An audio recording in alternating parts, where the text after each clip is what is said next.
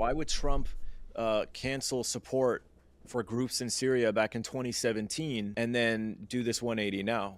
Is it this A couple assassination things. attempt on him? What is it? No, because I mean, I'm sure that definitely had a role, exacerbated things, but Trump was very anti-Obama. He was a birther, if you remember. He thinks Obama was born in Kenya. I don't like Obama either, but like, come on, that's not But does true. he Like, actually think that, or was that just he is propaganda? absolutely that stupid. Yes, he was like, well, Obama started this war in Syria, so I'm not that, and Biden did the Ukraine thing, so I'm not that. So he Hmm. would go against them, and Obama did the Iran deal, so I'm not that. He's going to go against whatever Obama did. I mean, they humiliated him, like saying you'll never be president, and they roasted him. This guy's a narcissistic egomaniac. That stung him. He sat there, he's like, oh yeah, and then he became president twice, and he's reversing all these things that Obama did because he just sees it as automatically wrong. Well, Obama and Biden only did the Iran deal, which was never an Iran deal because they never upheld their end of the bargain. They would always kick the can down the road in another 6 months. We'll revisit this. So Iran was complying to everything it said, and the U.S. was not. But they still kept trying to get it because what all alternative they have. And then Trump got in and just got rid of the deal. But there really never was a deal. It was just a way to placate them while they were handling Syria. Well, Trump got in and reversed the policy on Syria, and it looked like Assad had a victory there. But once Biden was back in charge, the sanctions went up. They crippled Syria. And I mean, within 12 days, it only took 12 days to take the husk that had remained in Syria after all those sanctions, after the Obama, Biden, and then another 3.5 years of Biden. I was over. Harris, too. Same. I mean, it was Anthony Blinken running the country.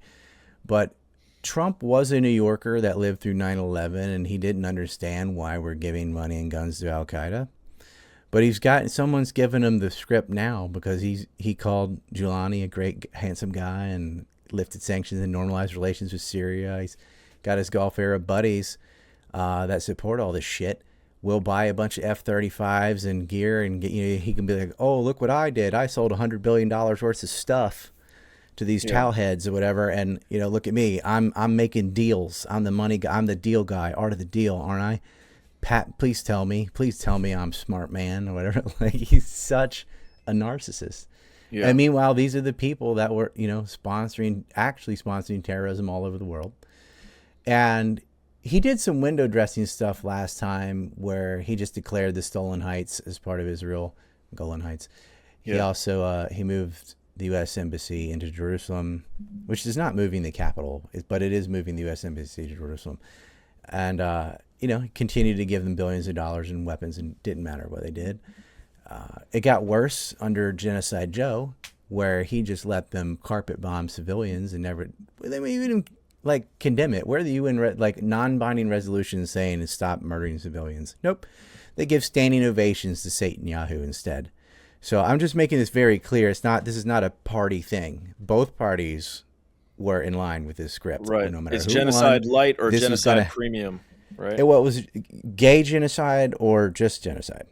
Yeah. Like, Biden and Harris would have put some rainbows on the bombs or something. But yeah, Biden was out of his mind, but he was a career, everything, all of these, he supported all the wars in Iraq, Libya, Syria, they all did it.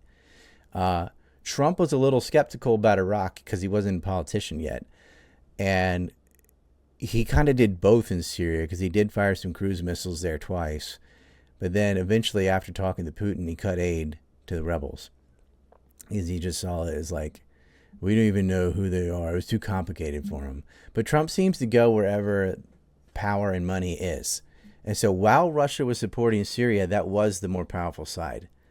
It's like when it came to the conflict between Yemen and Saudi Arabia, he sided with Saudi Arabia because they're rich and Yemen is not. When it came to Israel and Palestine, he sided with Israel because they're rich and Palestine is not. And when it came to Syria, he kind of sided with Syria over Al Qaeda. He was indifferent, at least, because none of them are rich. But in Russia and Ukraine, he sort of favored Russia because they're the rich and powerful side and Ukraine is not. But also it's because, well, Biden and Obama said this, so I'm going to do the opposite thing.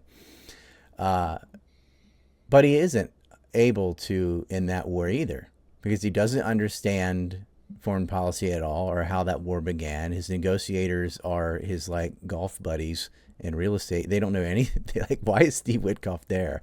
Before that, his ambassador was his son-in-law, Jared Kushner.